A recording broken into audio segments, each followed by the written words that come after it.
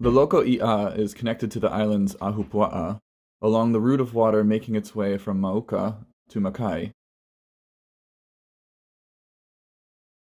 The pH of pure water is 7, meaning it has an equal balance of hydrogen and hydroxide ions. But due to its interactions within the environment, the pH of the water within an ahupuaʻa system can often range between slightly acidic in the uplands, with a pH of about 6,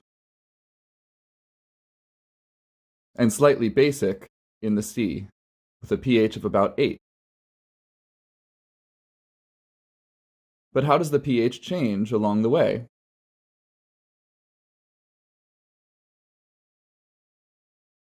As rain forms in clouds of water vapor, it mixes with carbon dioxide in the air, forming carbonic acid.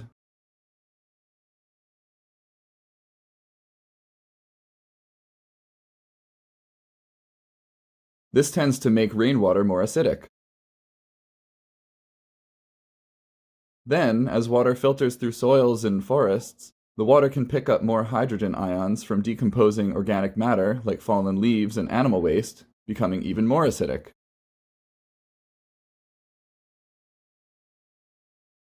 This tunes its pH toward the lower end of the scale.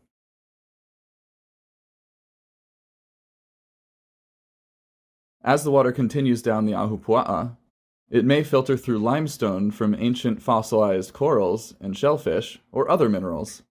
These materials can absorb excess hydrogen ions, which can make the water more basic. In general, this means that rain and stream water have a pH around 6, which is slightly acidic, and the ocean has a pH of around 8, which is slightly basic.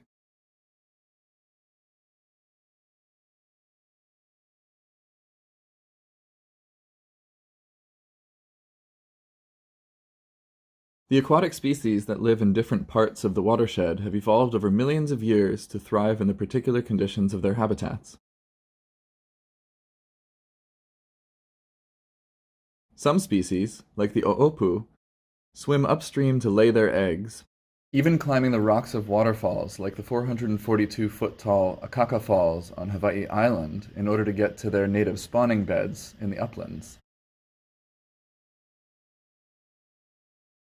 They spend a significant part of their lives in freshwater and can tolerate its slightly more acidic conditions, with a pH around 6.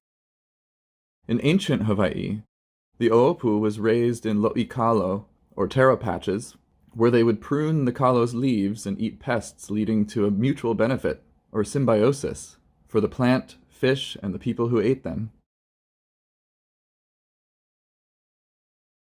Other organisms, like shellfish and coral, require a more basic environment to grow their shells and skeletons, which is why they thrive at sea.